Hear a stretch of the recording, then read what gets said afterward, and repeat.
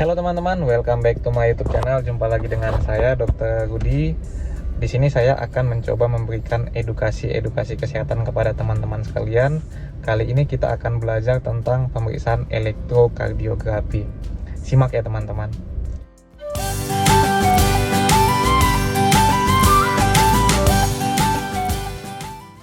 Jadi teman-teman, pemeriksaan elektrokardiografi atau EKG adalah pemeriksaan rutin yang sering dilakukan di poli jantung ya teman-teman. Bisa juga di poli penyakit dalam. Nah, pemeriksaan ini sangat banyak kegunaannya ya teman-teman. Tetapi yang paling spesifik adalah bahwa alat ini adalah untuk mengetahui kondisi jantung. Nah, pada umumnya pemeriksaan ini dilakukan untuk mengetahui apakah adanya detak jantung yang tidak stabil atau bisa disebut dengan atrial fibrilasi. Nah, di sini nanti pada normalnya detak jantung itu akan reguler atau sama ya teman detaknya. Tetapi pada atrial fibrilasi nanti akan terjadi perbedaan jarak detak jantung ya teman-teman. Artinya jantungnya tidak beraturan berdetak. Nah, tetapi pada umumnya EKG ini juga EKG ini digunakan untuk mengetahui penyempitan pembuluh darah jantung. Nah, EKG ini bisa dilakukan untuk mengidentifikasi apakah seseorang itu menderita penyakit yang dinamakan penyakit jantung koroner ya teman-teman, atau penyempitan pembuluh darah jantung.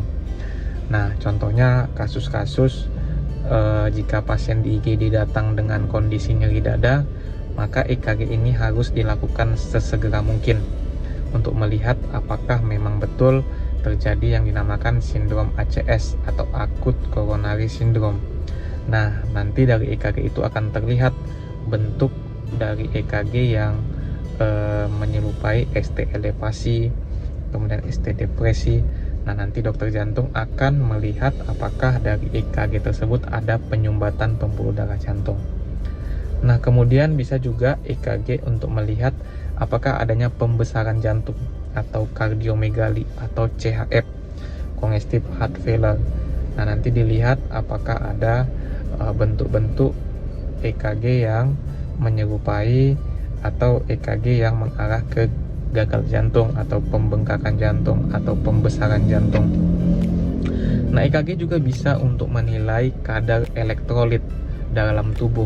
Contohnya hiperkalemi, hipokalemi, kemudian hipermagnesium, dan juga ada beberapa elektrolit lain yang memiliki gambaran yang khas dan bisa dilihat dari pemeriksaan EKG. Kemudian dari EKG juga bisa melihat apakah adanya penyakit-penyakit paru-paru yang kronis atau CPC ya teman-teman namanya, cor pulmonal chronicum.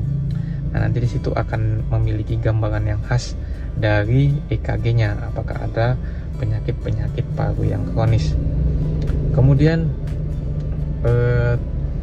banyak juga penyakit-penyakit yang lain ya teman-teman, atau penyakit jantung yang lain, contohnya tadi atrial fibrilasi.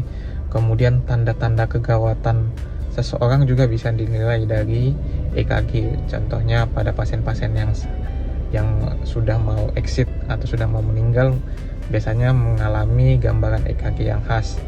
Contohnya SPT atau PTVF, ventricular tachycardia, ventricular fibrilasi.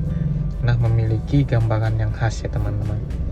Jadi EKG untuk yang saat ini yang paling sering dilakukan adalah untuk mengetahui apakah adanya penyempitan pembuluh darah jantung. Nah, ini wajib dilakukan jika di IGD itu datang pasien dengan keluhan nyeri dada sebelah kiri ya teman-teman. Maka wajib dilakukan pemeriksaan EKG.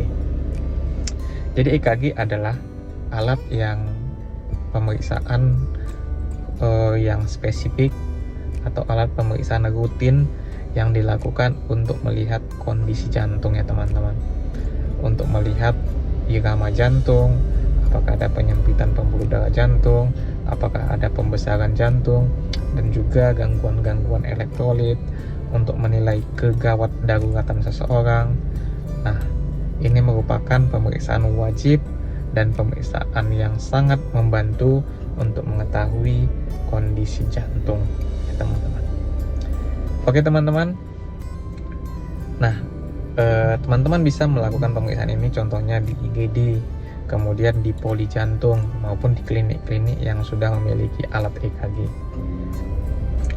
Dan tentunya pembacaan EKG seharusnya sudah bisa dilakukan oleh dokter umum, meskipun yang expertnya, yang ahlinya itu adalah dokter jantung sendiri ya teman-teman.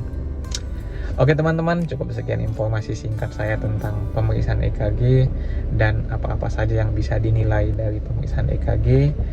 Dan jangan lupa like, komen, dan subscribe, serta nantikan informasi-informasi kesehatan saya yang lain. Terima kasih teman-teman, salam sehat.